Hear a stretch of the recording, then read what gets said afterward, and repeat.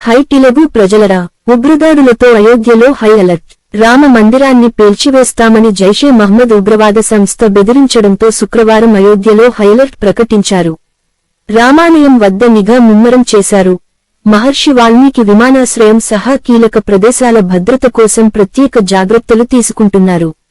మహర్షి Valmiki విమానాశ్రయాన్ని SSP Raj Karan Nayar శుక్రవారం సందర్శించి భద్రతా ఏర్పాట్లను పరిశీలించారు. వైరల్గా మారిన బెదిరింపు ఆడియో సందేశంలో జైషే మహ్మద్ రామమందిరాన్ని పేల్చివేస్తామని బెదిరించింది.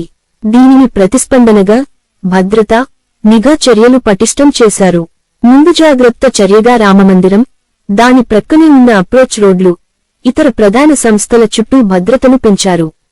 2005లో రామజన్మభూమి కాంప్లెక్స్పై ఉగ్రవాదుల దాడి సమయంలో ఈ సంస్థ పేరు వెలుగులోకి వచ్చింది.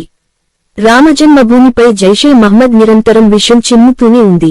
రామ్ లల్లా విగ్రహం ప్రాణ ప్రతిష్టకు ముందు కూడా ఈ ఉగ్రవాద సంస్థ ఇలాంటి బెదిరింపులు చేసింది.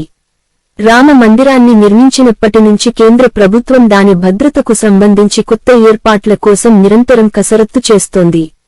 అయోధ్యలో ఎన్ఎస్జీ కేంద్రాన్ని కూడా ప్రతిపాదించింది. అయితే రామాలయానికి తీవ్రవాద సంస్థ నుంచి ఎలాంటి ముప్పు పొంచి ఉందో తెలియదని ఎస్ఎస్పీ రాజ్ కరణ్ నయ్యర్ తెలిపారు. అలాంటి ఆడియో గురించి తనకు ఎలాంటి సమాచారం లేదని చెప్పారు.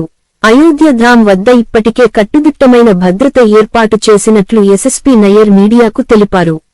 సీనియర్ గెజిటెడ్ అధికారుల నేతృత్వంలో బృందాలుగా ఏర్పడి వివిధ జోన్ల వారీగా భద్రతా ఏర్పాట్లు చేశారు. ఇప్పటికే పలు ప్రాంతాల్లో భద్రతా సిబ్బందిని మోహరించినట్లు తెలిపారు. జిల్లా పోలీసులతో పాటు పలు పీఏసీ కంపెనీలు కూడా రంగంలోకి దిగాయి.